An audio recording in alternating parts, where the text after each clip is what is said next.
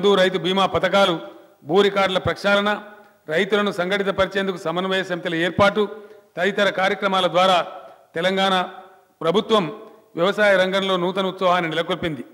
రైతు పక్షపాత ప్రభుత్వంగా తెలంగాణ దేశంలో గొప్ప గుర్తింపును సాధించింది. రైతులు ప్రభుత్వంపై పెట్టుకున్న నమ్మకాన్ని వమ్ము చేయకుండా పూర్తిస్థాయి నిబద్ధతతో వ్యవసాయ రంగ అభివృద్ధికి పాటుపడతాం. పండిన పంటకు మద్దతు ధరను సాధించేందుకు ఫుడ్ ప్రాసెసింగ్ యూనిట్లను రాష్ట్ర వ్యాప్తంగా రైతుల భాగస్వామ్యంతో నెలకొల్పబోతున్నాం.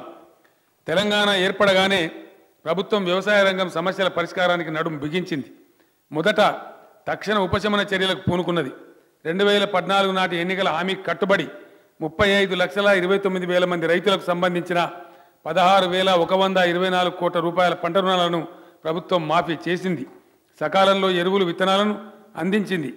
ఎరువుల కోసం లైన్లు కట్టి పడుగాపులు గాయాల్సిన దుస్థితిని పూర్తిగా రూపుమాపింది. నకిలీ విత్తనాలు, కల్తీ ఎరువుల తయారీదారులపై ఉక్కుపాదం మోపింది. మార్కెటింగ్ శాఖను బలోపేతం చేసింది. పెద్ద ఎత్తున గోదాముల నిర్మాణం చేపట్టింది. తెలంగాణ ఏర్పడే నాటికి 4.17 లక్షల టన్నుల నిల్వ సామర్థ్యం కలిగిన గోదాములు మాత్రమే ఉండేవి. తెలంగాణ ప్రభుత్వం కొత్తగా 364 గోదాములు నిర్మించి 22.50 లక్షల టన్నుల నిల్వ సామర్థ్యం కలిగిన గోదాములను అందుబాటులోకి తెచ్చింది. రెండో వైపు శాశ్వత పరిష్కారాల దిశగా ప్రభుత్వం అడుగులు వేసింది. సాగునీటి సమస్యను శాశ్వతంగా పరిష్కరించడం కోసం భారీ ప్రాజెక్టుల నిర్మాణం చేపట్టింది. సమైక్య పాలనలో ధ్వంసమైన చెరువులను ప్రభుత్వం యుద్ధ ప్రాతిపదికన పునర్నిర్మిస్తున్నది. రైతులకు 24 గంటల పాటు నాణ్యమైన విద్యను ఉచితంగా సరఫరా చేస్తున్న ఏకైక రాష్ట్రం యావత్ దేశంలో తెలంగాణ రాష్ట్రం మాత్రమే అని సగర్వంగా తెలియజేస్తున్నాను. రైతుల పరిస్థితి చక్కబడేంత వరకు అన్ని విధాలా ప్రభుత్వం వారిని ఆదుకుంటుంది. అందుకనే గత ఎన్నికల్లో కూడా పంట రుణాల మాఫీ హామీ ఇచ్చాం. ఈ ఇచ్చిన మాట కట్టుబడి 2018 డిసెంబర్ 11 నాటికి ఉన్న ₹1,00,000 వరకు పంట రుణాలను మాఫీ చేయడానికి కార్యాచరణ సిద్ధం చేశాం. ఈ ఏడాది బడ్జెట్లో రైతు రుణమాఫీ కోసం 6,000 కోట్ల రూపాయలు ప్రతిపాదిస్తున్నాం. పంట కాలంలో పెట్టుబడి కోసం రైతులు అక్కడ ఇక్కడ చేయి చాచడంతోనే రుణ బాధలకు బీజం పడుతున్నది. ఆ ప్రారంభ దశలోనే తగిన సహాయం లభిస్తే వారికి అప్పుల ఊబిలో చిక్కుకోకుండా కాపాడగలుగుతామని ఆలోచించి రైతు బంధు పథకాన్ని రూపుదిద్దాం. ఈ పథకం ద్వారా రైతులకు పంట పెట్టుబడి కోసం ఏటా ఎకరానికి 8,000 రూపాయలు ప్రభుత్వం ఉచితంగా అందజేస్తున్నది. రైతు బంధు పథకాన్ని ఐక్యరాజ్య సమితి ప్రశంసించడం మనందరికీ గర్వకారణం. రైతు బంధు పథకం దేశంలో ఇప్పుడు ఓ రోల్ మోడల్ పథకంగా మారింది. అశోక్ గులాటి, అరవింద్ సుబ్రహ్మణ్యన్, రమేష్ చంద్ లాంటి ప్రముఖ వ్యవసాయ ఆర్థిక నిపుణులు వ్యవసాయ సంక్షోభానికి రైతు బంధు తరహా పథకమే పరిష్కారమని పేర్కొనడం తెలంగాణ ప్రభుత్వ నిర్ణయానికి లభించిన గొప్ప ప్రశంస. తెలంగాణ రైతుల పెట్టుబడి సమస్యను తీర్చించిన రైతు బంధు నేడు జాతీయ ఎజెండాగా మారింది. చాలా రాష్ట్రాలు ఈ పథకాన్ని అమలు చేస్తున్నాయి. ఇటీవల కేంద్ర ప్రభుత్వం ప్రకటించిన కిసాన్ సమ్మాన్ యోజనకు రైతు బంధు పథకమే ప్రేరణ. రైతు బంధు పథకం అమలు తర్వాత దేశవ్యాప్తంగా చట్టసభల్లో, ప్రసార మాధ్యమాల్లో, ఇతర వేదికల్లో జరుగుతున్న చర్చల్లో తెలంగాణ మోడల్ అనే మాట విరివిగా వినపడుతుంటే ప్రతి తెలంగాణ బిడ్డ హృదయం పులకరిస్తున్నది. ఎన్నికల్లో ఇచ్చిన హామీ మేరకు ఈ ఏడాది నుంచి రైతు బంధు పథకం కింద ఇచ్చే ఆర్థిక సహాయాన్ని పెంచుతున్నామని చెప్పడానికి సంతోషిస్తున్నాం. ప్రస్తుతం ఎకరానికి పంటకు 4,000 చొప్పున 2 పంటలకు కలిపి 8,000 రూపాయలు ప్రభుత్వం అందిస్తున్నది. ఈ మొత్తాన్ని ఎకరానికి 5,000 రూపాయల చొప్పున 2 పంటలకు కలిపి ఏడాదికి 10,000 రూపాయలకు ప్రభుత్వం పెంచుతున్నది. రైతు బంధు పథకం కోసం ఈ బడ్జెట్లో 12,000 కోట్ల రూపాయలను ప్రతిపాదిస్తున్నాం. దురదృష్టవశాత్తు ఏ రైతైనా మరణిస్తే అతని కుటుంబం వీధిన పడొద్దనే మానవీయమైన ఆలోచనతో ప్రభుత్వం రైతు బీమా పథకాన్ని ప్రవేశపెట్టింది. ఈ పథకం ద్వారా రైతు ఏ కారణాల వల్ల మరణించిన ఆ రైతు కుటుంబానికి 5 లక్షల రూపాయలను కేవలం 10 రోజుల వ్యవధిలో ప్రభుత్వం అందిస్తున్నది. ఇప్పటి వరకు 5,675 మంది రైతుల కుటుంబాలకు 283 కోట్ల రూపాయలు రైతు బీమా పథకం కింద సహాయం అందించింది. ఈ బడ్జెట్లో రైతు బీమా పథకం అమలు కోసం రైతుల తరఫున బీమా కిస్తీ కట్టడం కోసం రూపాయలు 650 కోట్లను ప్రతిపాదిస్తున్నాం.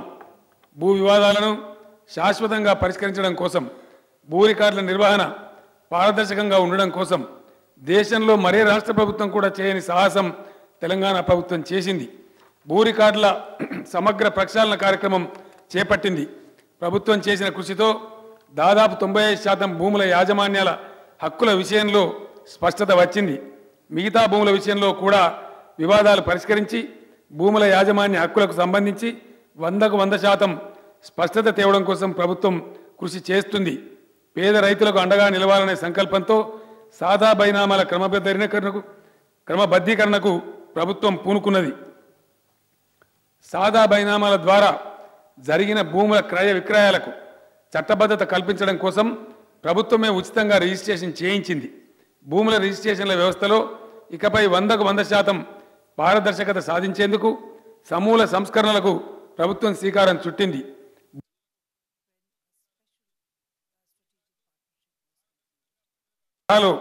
ధరణి వెబ్సైట్ రూపొందించాం. త్వరలోనే ఈ వెబ్సైట్ సేవలు ప్రారంభమవుతాయి. రాష్ట్రంలోని వివిధ జిల్లాల్లో నెలకొని ఉన్న వ్యవసాయానుకూల వాతావరణ పర్యావరణ పరిస్థితులను పరిగణలోకి తీసుకొని ఆయా జిల్లాల్లో ఉండే నేలల స్వభావాన్ని కూడా పరిగణలోకి తీసుకుని రాష్ట్రాన్ని అనేక పంటల కాలనీలుగా విభజించాలని ప్రభుత్వం నిర్ణయించింది. ఆ దిశగా వ్యవసాయ విశ్వవిద్యాలయం, వ్యవసాయ శాఖ ముమ్మర ప్రయత్నాలు సాగిస్తున్నాయి. రాష్ట్రంలో ప్రజల అవసరాలకు అనుగుణమైన పంటలు, దేశ విదేశాల్లో డిమాండ్ ఉన్న పంటలను రైతులు పండించేలా చేయడమే ఈ క్రాప్ కాలనీల లక్ష్యం. తద్వారా ప్రస్తుతం గిట్టుబాటు ధర కోసం రైతులు పడుతున్న బాధలను అధిగమించడానికి వీలవుతుంది. ఈ పథకాన్ని అమలు చేసే క్రమంలో చిన్న, మధ్యతర, భారీ ఆహార శుద్ధి కేంద్రాలు, ఫుడ్ ప్రాసెసింగ్ యూనిట్లను రాష్ట్రంలోని అన్ని ప్రాంతాల్లో నెలకొల్పాలని ప్రభుత్వం నిర్ణయం తీసుకుంది. వీటి నిర్వహణలో రాష్ట్రంలో పనిచేస్తున్న ఐకేపీ ఉద్యోగులను, ఆదర్శంగా పనిచేస్తున్న మహిళా సంఘాలను భాగస్వాములను చేయాలని ప్రభుత్వం సంకల్పిస్తున్నది. రైతులకు మద్దతు ధర, ప్రజలకు కల్తీ లేని ఆహార పదార్థాలను అందించాలనే బహుముఖ వ్యూహంతో ప్రభుత్వం రైతు సమన్వయ సమితులను ఏర్పాటు చేసింది. ఈ సమన్వయ సమితులు వేదికలుగా రైతులందరినీ సంఘటితపరచాలనేది ప్రభుత్వం యొక్క లక్ష్యం. సంఘటితమైన రైతులు తమ ప్రయోజనాలను తామే రక్షించుకోగలుగుతారని ప్రభుత్వం విశ్వసిస్తున్నది. పంట కాలనీల ఏర్పాటులోనూ, అత్యధిక దిగుబడులు సాధించడంలోనూ, పంటలకు గిట్టుబాటు ధరలు రాబట్టడంలోనూ రైతులు, సమన్వయ సమితులు ఉజ్వలంగా పనిచేయాలని ప్రభుత్వం ఆశిస్తున్నది.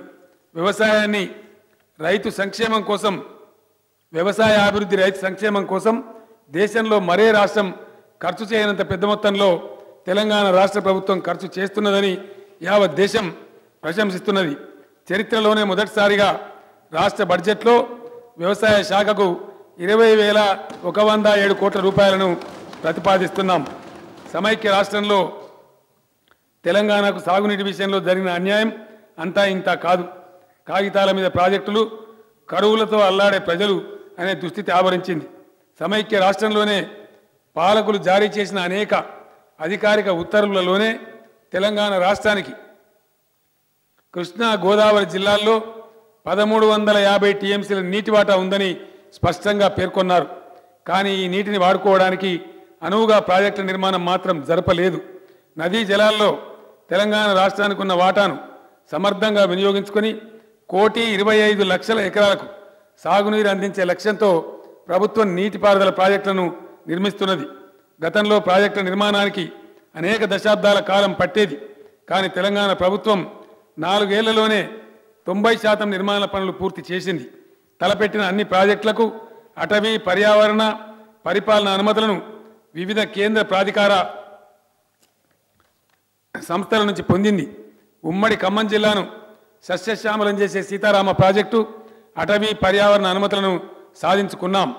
పాలమూరు, రంగారెడ్డి ఎత్తిపోతల పథకానికి కూడా చాలా వరకు అనుమతులు లభించాయి. మిగిలిపోయిన కొన్ని అనుమతులు సాధించడానికి కృషి జరుగుతున్నది. తెలంగాణ వరదాయిని, కాళేశ్వరం ప్రాజెక్టు పనులు జరుగుతున్న తీరును స్వయంగా పర్యవేక్షించిన కేంద్ర జల సంఘం, కేంద్ర ఆర్థిక సంఘం ప్రభుత్వ కృషిని ఎంతగానో కొనియాడాయి. కాళేశ్వరం ప్రాజెక్టు ద్వారా ఈ ఏడాది వర్షాకాలంలోనే రైతులకు నీరు అందివ్వడానికి ప్రభుత్వం ముమ్మర ప్రయత్నాలు చేస్తున్నది. రాష్ట్రంలో ప్రారంభించిన అన్ని ప్రాజెక్టులను ఈ 5 ఏళ్ల కాలంలో పూర్తి చేసి తెలంగాణను సస్యశ్యామలం చేసేందుకు ప్రభుత్వం కృతనిశ్చయంతో పనిచేస్తున్నది. మిషన్ కాకతీయ ద్వారా ఇప్పటివరకు 4 దశల్లో 20,171 చెరువుల పునరుద్ధరణ పూర్తి అయింది. ఈ చెరువుల్లో నీటి నిల్వ సామర్థ్యం పెరిగి తద్వారా భూగర్భ జలమట్టం గణనీయంగా పెరిగింది.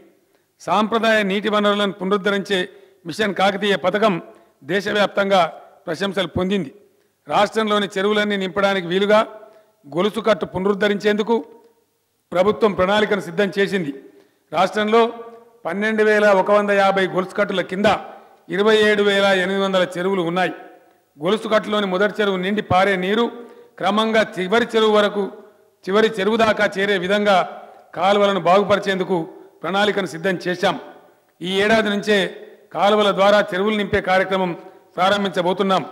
వర్షం ద్వారా సహజంగా వచ్చి చేరే నీరు, ప్రాజెక్టుల ద్వారా ఎత్తిపోసే నీరు, ఇంకా పడవాటు నీళ్లు అన్ని చెరువులకు చేరేలా కాలువల పునరుద్ధరణ పనులు చేపట్టబోతున్నాం.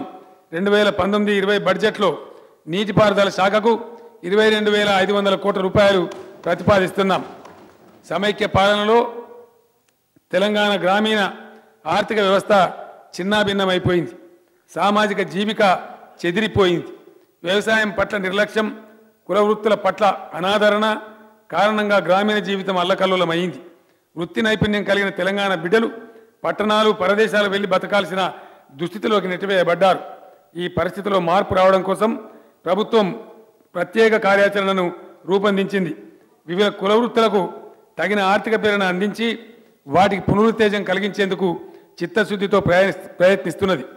గొర్రెల పెంపకాన్ని అభివృద్ధి చేసి గొల్ల కుర్మలకు ఆదాయాన్ని సమకూర్చే బృహత్తర పథకాన్ని తెలంగాణ ప్రభుత్వం అమలు చేస్తున్నది. గొర్రెలు పెంచే ప్రతి కుటుంబానికి 20 గొర్రెలు, 1 పొట్టేలును 75% సబ్సిడీతో ప్రభుత్వం పంపిణీ చేస్తున్నది. ఇప్పటి వరకు రాష్ట్రంలో 3,58,000 మందికి 75 లక్షల గొర్రెల పంపిణీ జరిగింది. ఈ గొర్రెలు ఇప్పటి వరకు 55 లక్షల గొర్రె పిల్లలను పునరుత్పత్తి చేశాయి. 2,600 కోట్ల రూపాయల సంపద గొల్ల కుర్మలకు సమకూరింది. గంగపుత్ర, ముదిరాజ్ కులాల వారితో పాటు బోయ కులస్తులు చేపలు పట్టడంపై ఆధారపడి జీవిస్తున్నారు. అన్ని జలాశయాల్లో మత్స్యకారుల ద్వారా చేపల పెంపకానికి చర్యలు తీసుకున్నాం.